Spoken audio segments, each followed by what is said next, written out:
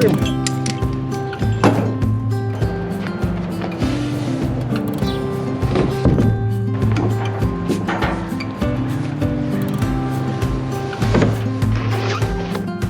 Hello, my name is Alan Hackler, owner of Bay Maples Wild California Gardens, and we are here in downtown San Jose in front of a home that we designed and installed last fall.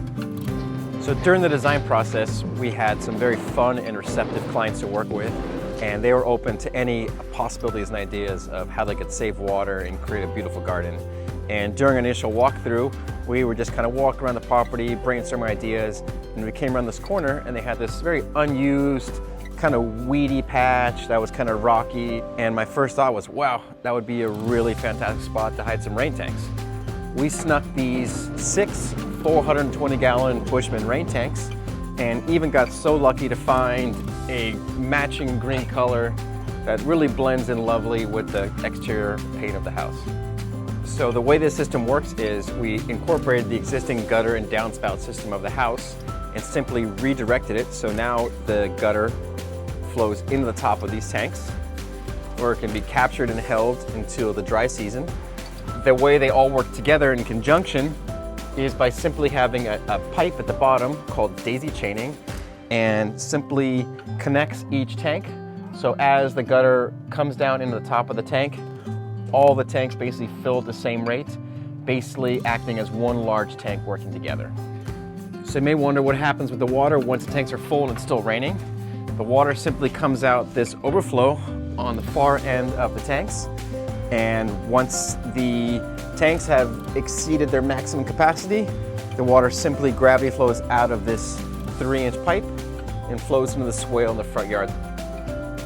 So even though you've filled the tanks, you still have the ability to utilize that water on site. So what happens to all that water once the tanks are filled? So first we have our tank level indicator, and we have this little red sticker here, which has mounted on this metal pole, and it will slide up and down depending on how much water is in the tank. And right now we're in February, and it's still technically the wet season. I use the term very loosely here in California, and our tanks are full. So just waiting for the spring and summer to start utilizing this water. And when you're ready to start drawing water from the tanks, you have our outlet connection here, which is a 1-inch pipe. You've got this ball valve that you can turn when you need to service the tanks. That way you can make any changes. You can simply turn this off without draining the tanks. You've also got this filter, and that keeps particulate out of the line. And if you're gonna work on the filter, you can simply unscrew this cap, access the filter. You can simply clean it out, make sure there's no debris, slide it back on there, put your cover on. Very simple maintenance, low tech, easy to monitor. This pipe right here runs along the side of the house, and you come around the corner here, and we've got this pressure activated pump, and this will draw water from the tanks and send it to the irrigation valves. And when the irrigation valves kick on, there's a pressure drop in the line. When the pump sees there's a pressure drop, the pump will kick on and send water out to the garden. The pump is located right here just so when not being serviced, you can simply cover it up, reduces damage. It doesn't have as much UV light on it, which protects the pipes and keeps it lasting longer and just makes it a little more aesthetic appearance. This was actually a piece of leftover flagstone that we utilized in the front pathway and just repurposed it as a nice little cover over the pump. Not only does it keep the sunlight from hitting it, so the pipes last a little bit longer, maintains some integrity in the pump itself, deadens a little bit of the noise so you don't have to hear it so much, helps it to also protect it so it doesn't get so much water and other environmental impact from just being outside, allows you to even step and walk on this. So it's just a nice little way to cover it and hide it and keep the pump nice and happy. So another important component of this system is our auto refill valve. And that's another way of just saying that this is the water that fills in the tanks when there's no rainwater available. And let's say it's middle of July, you've already used up all the water in the tanks, but you still need to run your irrigation. What this pipe does is sends water through this 1-inch pipe down along here,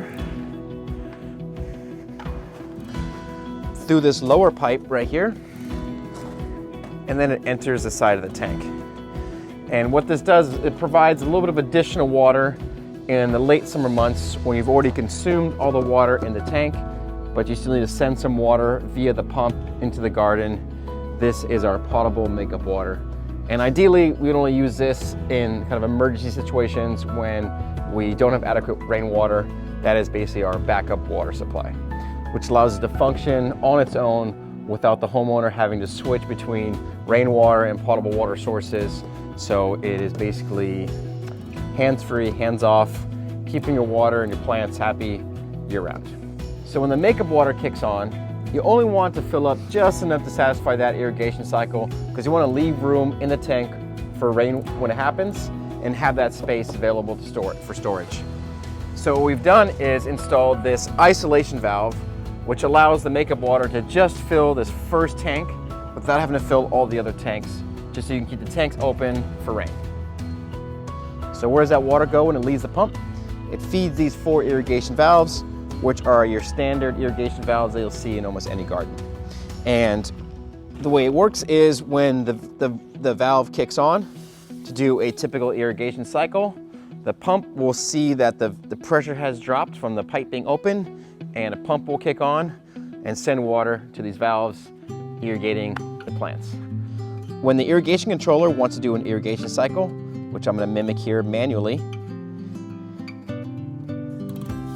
the pump is able to detect a drop in pressure by the valve opening, and the pump will kick on, send water to the valves, and then send that water to the garden. When the irrigation cycle is over, the pump will kick off, waiting for its next irrigation cycle. So an additional component of the system is a filter right here at the valve, and this just gives you one additional way to clean the water before it gets to the emitters to limit clogging in the lines. A very simple standard filter on each of your anti-siphon valves. You can clean that out about once a year, and this is all standard you'll see on most typical drip irrigation systems. So another important consideration is not only the type of irrigation product you're using, but how you implement it in the garden. So you may have seen in a lot of drip irrigation systems where they have a small little emitter coming and feeding each individual plant. The technique that we utilize is creating basically a grid or sort of a network of drip irrigation that is intended to irrigate your soil in general, not specifically each plant. And the idea behind that is you're watering your whole root zone, not just the area right at the base of the plant. So here's a close-up of how this system works. Is you have the emitter, which includes a filter and a little check valve to keep the water and roots from going back into the pipe.